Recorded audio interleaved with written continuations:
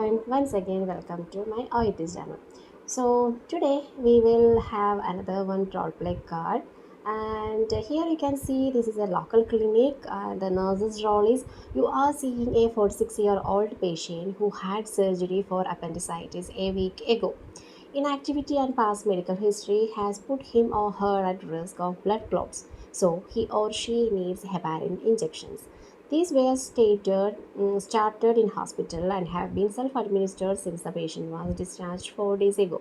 He or she is concerned about bruising at the injection site and you have just examined the patient. So this is the scenario, and here you have to think about this is a known case or unknown case. Of course this is a known case because at last you can see that you have just examined the patient, so already you have introduced with the patient and you got introduction, then you started to examine and now it's already finished. So again you could not tell that I am Rishmi Rajan, one of the registered nurses, something like that. You could not ask the patient name also. So what you have to do, if you see something like this, you have to ask the patient's name during your 3-minute preparation time. How may I address you during the role play? Example, the interlocutor has told, you can call me Williams. Okay, so the patient's name is Williams. You can write it down in the case note, because in the play, I mean the role play card. Don't think that you can keep the name in your mind, because you will have many practice with your friends, your teacher, or somewhere. So all these names will be in your semi-conscious mind, and on the flow you will tell these names and all. So don't forget to write patient's name on your role play card. That's the first thing.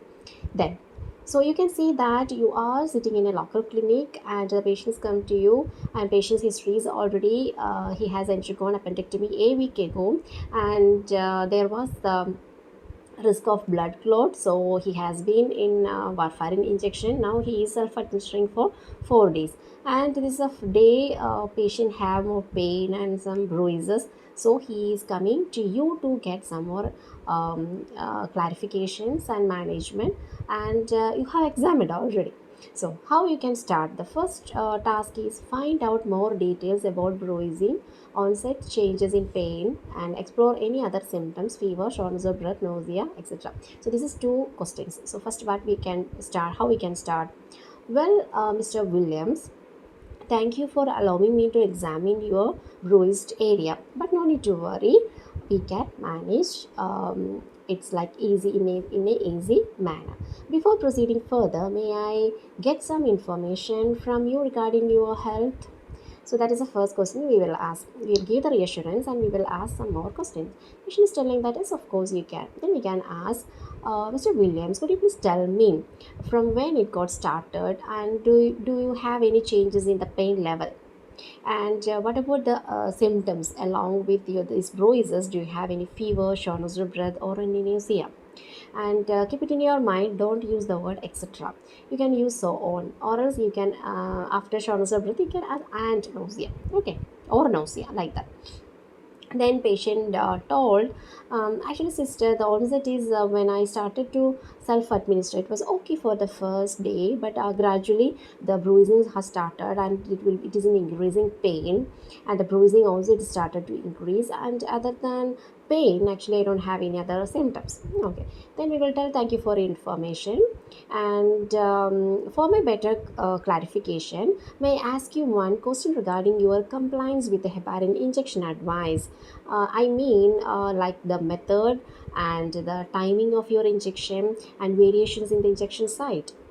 Then the patient is telling that "So actually I am compliant with the method as per my doctor's advice. That actually I am self-administering in the correct method and in the same time. But what you told me, what you asked me, the variation in injection site, really sister, I forgot that thing because doctor told me to change the site, but I'm giving it the same site. Then we can tell that, oh well, Mr. Williams, now I can clearly understood that this is the reason for your bruise. Then the next question is remind patient of need for injection site variation. So we can tell that for your information, I would like to tell you that it is essential for you to change the site of injection. to reduce the risk of trauma to the skin. Of course, this bruises happen because of the same injection site. Of course, if you are doing this changes of site, the pain also will be relieved and you will not get much pain also. Then, for your further information, I would like to give you strong suggestion. For relieving the bruising, please apply pressure if there is any bleeding, and please avoid rubbing the injection site. So whenever you will do the self-administration of warfarin, please keep it in your mind these points. How does that sound? You can ask, because this is advice, so you can tell, you can ask, how does that sound? Are you okay with that? Do you think you can do that? These all you can, I mean, any of these you can ask. So to prevent bruising, we are giving advice. Okay. For further, I'm strongly suggesting you to prevent further bruising. Please apply pressure if there is any bleeding after injection, and please avoid rubbing the injection site after injection also. Then the next task is stress importance of continuing injections. So then we can ask some question. Do you have any other concern, Williams? Then patient is telling that, sister, actually I am moving around the home and I'm not a bed bound now. So I'm thinking that there is no more needed for this warfarin. May I stop with this one? Then we can tell that, Mr. Williams, I can truly understand your concern, but I would like to tell you that still your activity levels are insufficient, and you are having ongoing risk of blood clots because still you are in post-operative period. So I'm reassuring you that these injections are for short time. It may be only for 30 days as per your doctor's prescription, and these bruisings are very common among postoperative patients. And I'm once again reassuring you that if you follow all my techniques, there will not be no more bruising and no more complications in your injection site. Is it okay for you? Like that we can ask. Then, then we can tell that after 30 days, please have a GP's consultation so that he can stop your injection. How does that sound? Or you can ask that, is it okay? Are you following me? Is it clear for you? Like that we can ask. And the next one is advice no need for treatment for bruising. That means we are asking, do you have any other clarifications or you need any other questions like that? Patient is telling that, okay, sister, I can understand that. I will continue with the medications. But what I can do for these bruises? Then we can tell that, Mr. Williams, I can acknowledge your question, but actually there is no treatment for this bruising. This is self-resolving, and there is no cause for concern also, because this is a common among the administration of warfarin, and without any treatment which will be resolved. And please try to change the injection site. That's only the thing actually you have to do. That's only the thing we have to tell to the patient. Then the next step we can tell that, and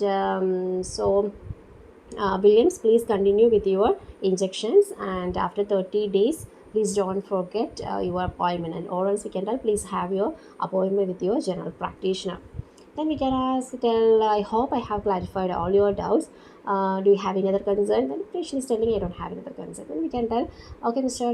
Williams, once again, I'm reassuring you that if you follow all of my advices and all my advices, your problem will resolve and you will not have any other episodes of bruises.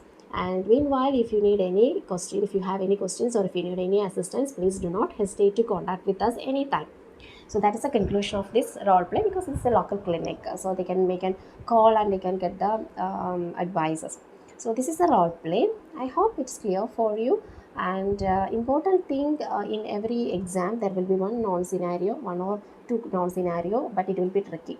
And easy way, you have just examined the patient. The things is there, that is known scenario. No need for your self introduction. You can start with, well, Mr. Williams, thank you for allowing me to examine your part. Then another one more thing is, if the patient is hospitalized patient and you are talking with the discharge plan, there will be one scenario like that in every exam.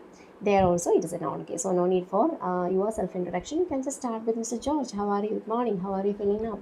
I came here for discussing with you regarding your discharge plan. So like that we can go. So this is a newly introduced role play. So if you are not familiar with this type of questions, please refer my Telegram group. There I have posted many exam oriented questions. You can search it in the files and in PDF. There will be questions, and even the case note for the letters you can find out there. So I hope it's beneficial for you, and we will meet you with another one informative OIT video. Until then, bye. Take care.